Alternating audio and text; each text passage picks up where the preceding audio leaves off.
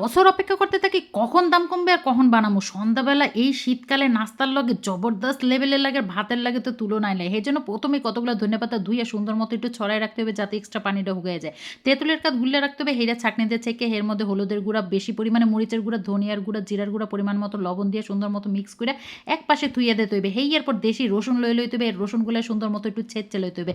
রসুন বাটা দিলে কিন্তু এটা টেস্ট আইবে না। এরপর শুকনা কড়াইয়ের মধ্যে দিয়ে দিতে হবে ধনিয়া পাতা, যেটা একটু টাইলা লইতে হবে যাতে এটার এক্সট্রা পানিটা আরেকটু টাইনা যায়। এটার ব্লেন্ডার একটা গুঁড়া দিয়ে আনতে হবে আস্তে আস্তে করে। এরপর দিয়ে দিতে হবে কড়াইয়ের মধ্যে হরুর তেল, দিয়ে দিতে হবে ভালো পরিমাণে শুকনা মরিচ, দিয়ে দিতে হবে ১ চামচ পরিমাণে পাঁচফোড়ন, আর দিয়ে দিতে হবে ওই যে ছেঁচে রাখছিলাম রসুনটা যখন একটু ভাজা ভাজা কালার চলে আসতে হবে তখন এই তেঁতুলের কাঠটা দিয়ে দিতে হবে। এরপর এটা সুন্দর মতো অল্প আছে কষাই লইতে হবে একদম ভালো মতো, যতক্ষণ না পর্যন্ত তেলটা উঠতে আইলে দিয়ে দিতে হবে ধনিয়া পাতার পেস্টটা। এরপর লাইড়ে চেড়ে রানতে হবে যতক্ষণ না পর্যন্ত এটা তেল উপরে ভাসে ওঠে। তেলটা ভাসে উঠলে ১ চা চামচ পরিমাণে চিনি দিয়ে সুন্দর মতো নাইড়ে চেড়ে নামাইলে কিন্তু তৈরি হয়ে যাবে জবরদস্ত লেভেলের এই ধনিয়া চাটনিটা। সন্ধ্যাবেলা নাস্তার সাথে জবরদস্ত লেভেলের লাগে, শুধু নাস্তার সাথে না ভাতের সাথেও। তো রেসিপি ভালো লাগলে একবার সাথে বলবেন।